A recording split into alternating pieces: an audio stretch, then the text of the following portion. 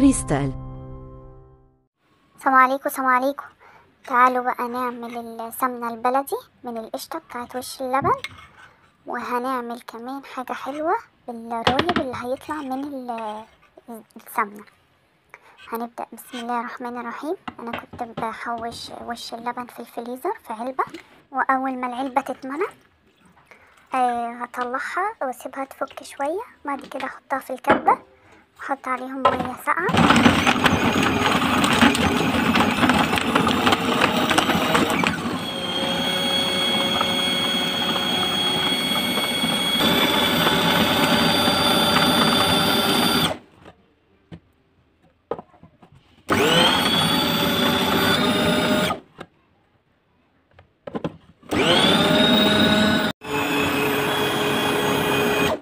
لو وصلتوا لحد هنا وبقت بالطريقة دي يبقى انتوا ماشيين.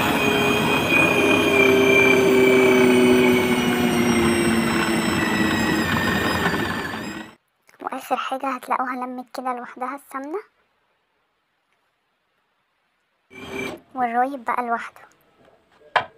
هتعمل كورة كده، بصوا هنعصرها من الرايب وهنحطها في الحلة، وهنلم الباقي برضو. طريقتها سهلة جدا، وبجد بيبقى طعم السمنة طعمها جميل جدا، سمنة بلدي. وهنحطها على النار ونوطي النار خالص عليها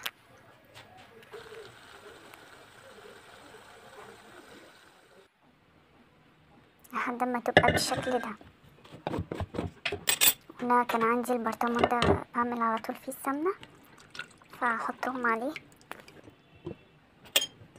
وهصفيهم.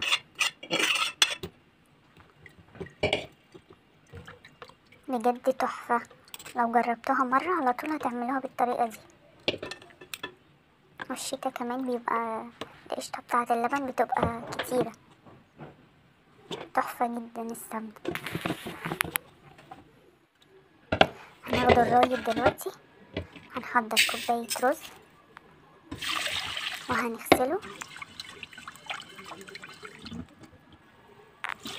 بعد كده هنولع النار ونحط على كوباية الرز كوبايتين مية. وأول ما الرز يغلي كده هناخد الرايب ونكبهم على الرز. بجد بيخلي طعم الرز بلبن طعمه تحفة.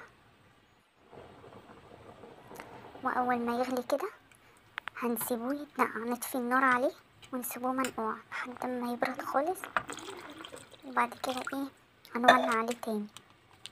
هنحط عليه كوبايتين لبن، كيس فانيليا، وكوباية سكر على حسب ما انتوا بتحبوا السكر في الرز بلبن.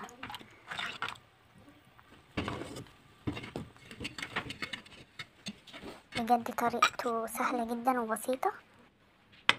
وهنطفي أول ما يغلي هنطفي على النار، وهتاكلوا أحلى رز بلبن بكوباية رز. بصوا عملنا كمية قد ايه، بجد ما شاء الله. وممكن الرايب بتاع السمنة ممكن ناخده نعمله بيه أي حاجة تانية، ممكن ندخله في المعجنات. جربوا الطريقة دي وقولولي ايه رأيكم في الكومنتات.